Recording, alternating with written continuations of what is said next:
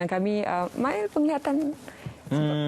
Alhamdulillah setakat ini penglihatan di dalam kategori yang baik. Kalau boleh kita nak gambarkan, sebenarnya menjaga kesihatan mata ini ataupun kesihatan penglihatan kita ini adalah amat penting untuk kita memastikan ia tidak memudaratkan diri di kemudian hari. Jadi hari ini juga kita nak mengucapkan bersempena dengan Hari Kesihatan Penglihatan ataupun Hari Penglihatan Sedunia. Kita nak bersama dengan Tuan Ahmad Fathullah Fuzai, Presiden Persatuan Optometris Malaysia, dan juga Tuan Muhammad Syukri Muhammad Rafiuddin, Timbalan Presiden Persatuan Optometris Malaysia. Assalamualaikum, selamat pagi. Assalamualaikum. Okey, terima kasih. Selamat Hari Penglihatan Sedunia. Ucapkan. Terima kasih kerana bersama dengan kami. Mungkin boleh diceritakan sikit tentang bidang optometris yang perlu kita ketahui dan juga keperluan bidang ini khususnya kepada kesihatan penglihatan ataupun kesihatan mata kita sendiri. Cik Fadullah. Okey. Bidang optometris ni sebenarnya kita daripada matrikulasi daripada SPM, beri pada matrikulasi, and then kita ambil ijazah sarjana muda di universiti. Dan program ni akan mengambil masa selama 4 tahun. Dan bila dianugerahkan ijazah sarjana muda, ada optometris ni akan bekerja di kebanyakannya 4 kategori, 4 tempat. Satu di kedai cermin mata, satu di IPTA, IPTS, universiti itu sendiri, dan satu lagi di KKM, di Government Hospital, Hospital Pakar, dan satu lagi di bahagian industri, yang mana adalah industri ni adalah supplier pembekal. Dan optometris ni boleh melakukan pemeriksaan mata secara detail dan terperinci, di mana dia boleh membuat pelbagai pemeriksaan mata dengan kata tak kisah di mana tempat benda berada. Jadi tapi tak semua kedai cermin mata ada optometris. So kena bila melakukan pemeriksaan mata pastikan dapat pemeriksaan mata tu dengan optometris. Kalau dikembangkan kepada ophthalmologist pula bagaimana Cik Syukri? Dari segi ophthalmologist, saya sendiri adalah seorang optometris, tetapi kita kena membezakan, ya, macam Tuan Ahmad beritahu, optometris ni adalah graduan ijazah sarjana muda optometri. Bukanlah graduan daripada medical, tetapi adalah dari segi kesihatan. Ophthalmologist pula adalah mereka yang graduan perubatan.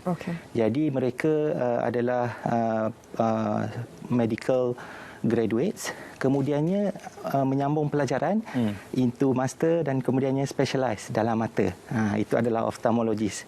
Jadi perbezaan di antara optometris dengan ophthalmologist ni, optometris adalah mereka yang saya boleh katakan sebagai pakar penglihatan.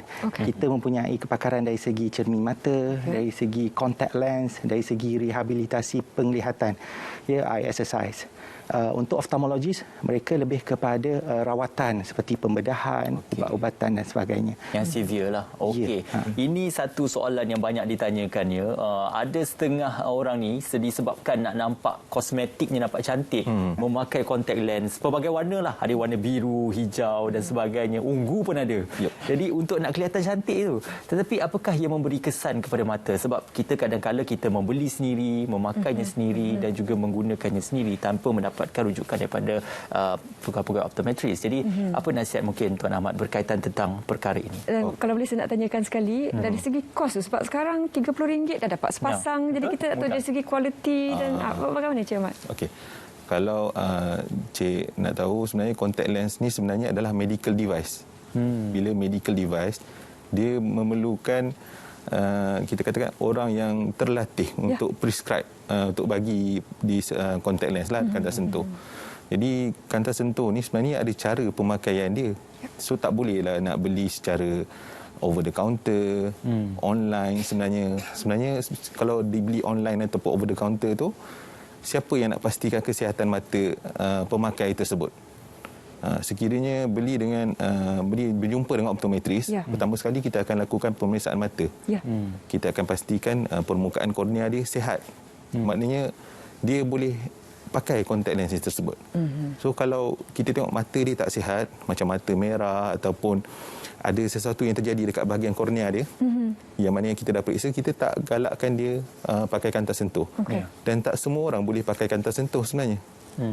Jadi sebab tu pentingnya melakukan pemeriksaan mata dengan optometris. Sebab kita ada early pengesanan awal masalah-masalah mata. Ya, betul. Melibatkan organ badan kan? Ya.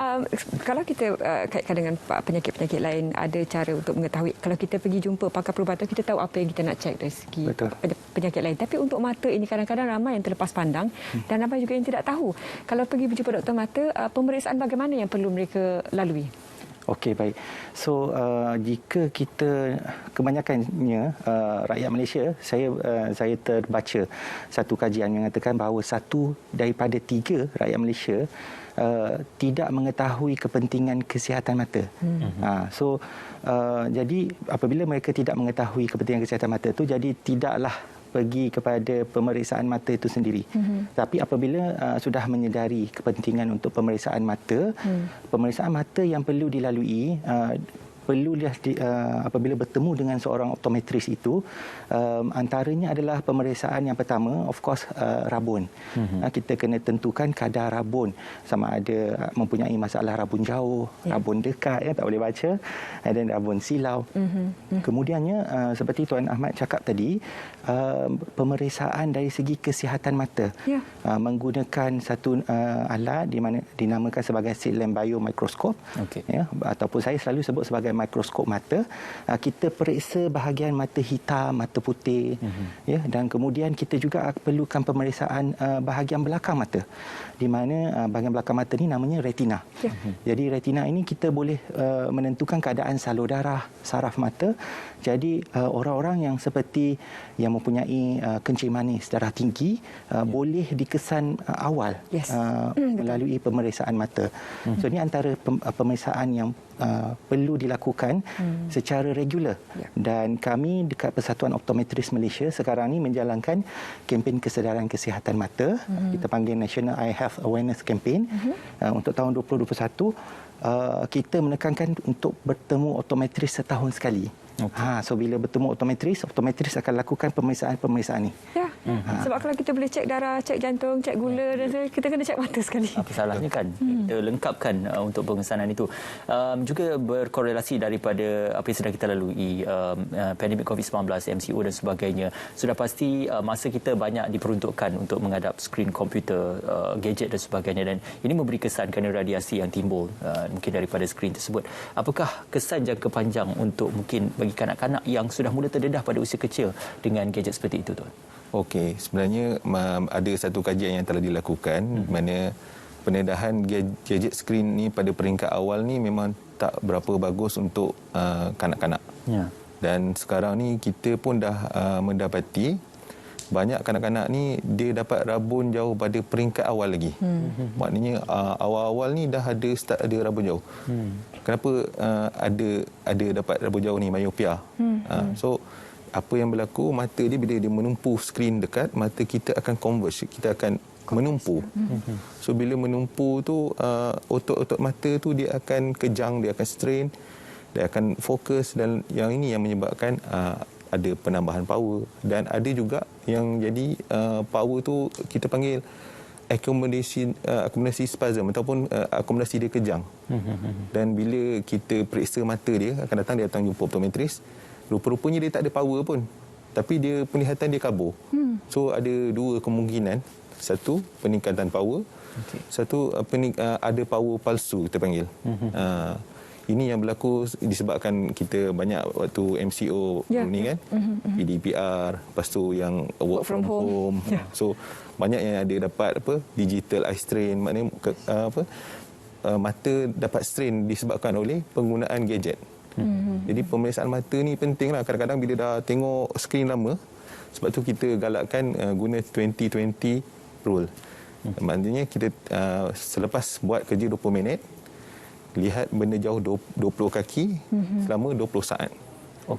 Itu kita panggil visual hygiene. 20 kaki selama 20 saat. 20 saat. Selepas buat kerja dekat 20 minit.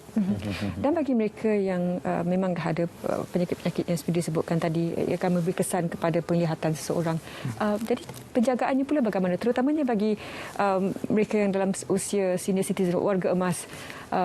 Satu, faktor penuaan itu juga, dan bila dikaitkan dengan penyakit-penyakit seperti diabetes dan sebagainya, apa langkah-langkah penjagaan yang boleh disarankan? Okey, dari segi langkah-langkah penjagaan ya, yang pertama-tama sekali yang kami selalu repeat adalah dari segi pencegahan awal ataupun pemeriksaan awal tu, di mana perlunya bertemu dengan oftalmologis ataupun optometris untuk melakukan pemeriksaan mata. Sebabnya kebanyakan masalah ataupun penyakit yang Zaliha sebut tadi, dari segi kencing manis darah tinggi ni, kadang-kadang dia tidak datang, dia tidak ada tanda, tidak ada simptom. Jadi perlukan pemeriksaan. Itu yang pertama. Keduanya, apabila sudah pun mempunyai masalah tersebut yang kemudiannya akan mungkin mengganggu fungsi pada mata, yang paling baik adalah untuk mereka yang mempunyai masalah sebegini untuk memastikan penjagaan kesihatan mereka dari segi amalan pemakanan, patuh kepada pemakanan ubat, kerana itu adalah first line of defense untuk dilakukan oleh mereka, kerana jika tidak terjaga semua ini, dia akan menimbulkan masalah yang lebih teruk pada mata sehingga boleh menyebabkan buta. Jadi itu adalah antara perkara yang perlu dilakukan oleh warga emas jika mereka mempunyai masalah sebeginilah. Okey, difahamkan kalau pengambilan vitamin A dan sebagainya itu boleh memberikan kesan kepada kadar penglihatan dan juga kesihatan penglihatan kita. Apakah antara betul-betul pemakanan yang boleh diamalkan khususnya untuk kesihatan penglihatan ini, Tuan? Okay. Betul, yang patut diamalkan, kita boleh mengambil suplemen, maknanya ubat-ubatan yang mengandungi yang daripada carrot tu, beta karotin semua tu. So yang itu benda tu boleh membantu mata kita untuk sebenarnya saraf-saraf mata kita tu. Dia memerlukan sel-sel yang tu memerlukan vitamin untuk menjadikan mata kita ni sentiasa sihat. Dan pemakanan ni, kalau kita katakan diet yang seimbang lah. Jadi pernah berlaku di UK, di negara baju, 2 tahun lepas, di mana optik, kita panggil saraf optik dia terganggu ataupun rosak, dia menyebabkan dia buta, disebabkan oleh pemakanan dia yang tidak seimbang.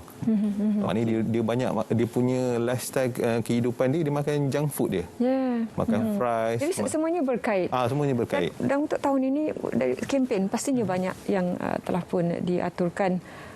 Bagaimana pula dari segi pihak persatuan, apa antara mesej kesedaran yang diberikan untuk tahun ini? Okey, basically untuk tahun ini kita tadi saya ada sebutkan, kita melakukan saban tahun sejak daripada tahun 2016 kita lakukan kempen kesedaran kesihatan mata yang dianjurkan bersempena Hari Penglihatan Sedunia.